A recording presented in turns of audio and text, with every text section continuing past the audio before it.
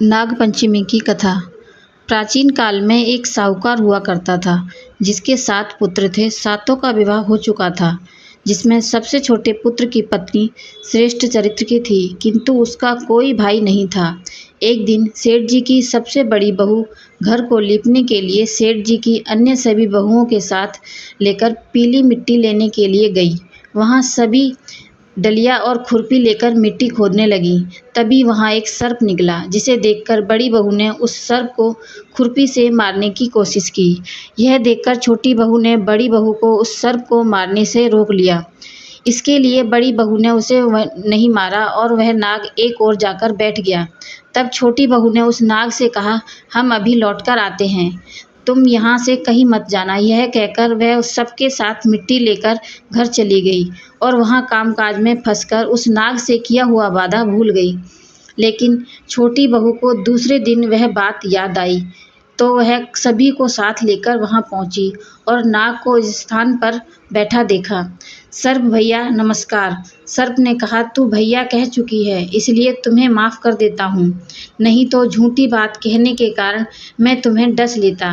वह बोली, भैया मुझसे भूल हो गई, मैं क्षमा मांगती हूँ। सर्प बोला, अच्छा तू आज से मेरी बहन हुई और मैं तेरा भाई, तुझे जो मांगना है मांग ले। वह बोली, भैया मेरा कोई भाई नहीं है, अच्छा हुआ जो तुम मेरे भाई बन गए। कुछ समय बीतने पर वह नाग मनुष्य का रूप लेकर उसके घर आया और बोला कि मेरी बहन को बुलाइए और मेरे साथ भेज दीजिए। सब हैरान हो गए, क्योंकि सभी यही जानते थे कि इसके तो कोई भाई नहीं है। तो यह नाग बोला, मैं इसका चचेरा भाई हूँ, बचपन से ही बाहर चला गया था। ऐसा सुनकर घर के लोगों ने छोटी बहू को उसके साथ भेज दिया। उसने मार्ग में बताया कि मैं वही नाग हूँ, इसलिए तू डरना मत और जहाँ भी चलने में कठिनाई हो वहाँ मेरी पूँछ पकड़ लेना। छोटी बहू उसके कहे अनुसार उसके घर पहुँच गई। वहाँ के धन ऐश्वर्य को देखकर वह चकित हो गई। एक दिन उस नाग की माता ने उससे कहा, मैं एक काम से बाहर जा रही हूँ, तू अपने भाई को ठंडा दूध पिला देना। लेकिन छोटी बहू को ये बात ध्यान नहीं रही और उसने गलती से नाग को गर्म दूध पिला दिया, जिससे उसका मुख जल गया। यह देखकर नाग की माता बहुत क्रोधित हुई, परंतु नाग के समझाने पर शांत हो गई। तब नाग ने कहा कि बहन को अब उसके घर भेज देना चाहिए। तब सर्प और उसके पिता ने उसे बहुत सा सोना, चांदी, जवाहरात, वस्त्राभूषण आदि देकर उसके घर पहुंचा दिया। तब छोटी बहू के घर पहुंचने पर इतना धन देखकर बड़ी बहू ने ईर्ष्या से कहा, तेरा भाई तो बड़ा धनवान है, तुझे तो उससे और भी अधिक धन लाना चाहिए।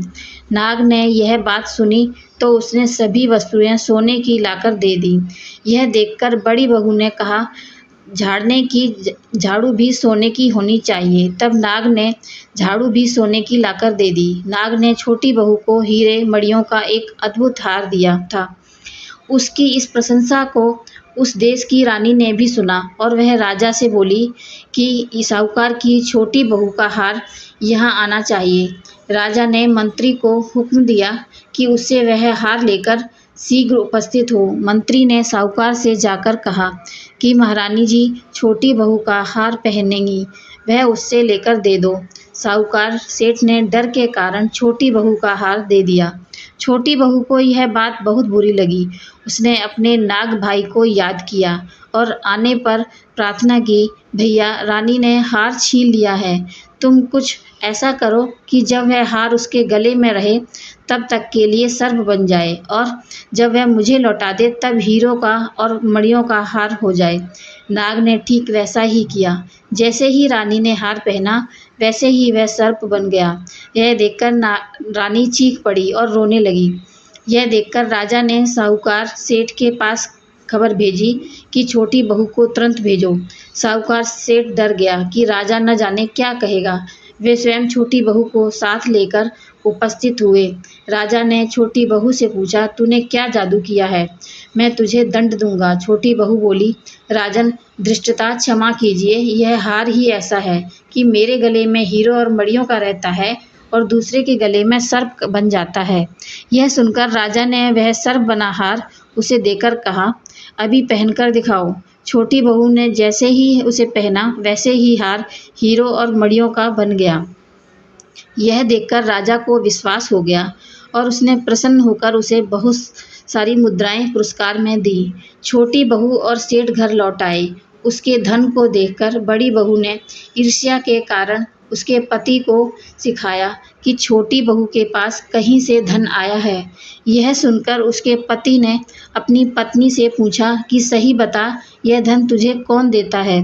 तब उसने नाग को याद किया। बहन को मुश्किल में फंसता देख उसी समय नाग वहां प्रकट हुआ और कहने लगा, जो मेरी बहन के आचरण पर संदेह करेगा तो मैं उसे खा जाऊंगा।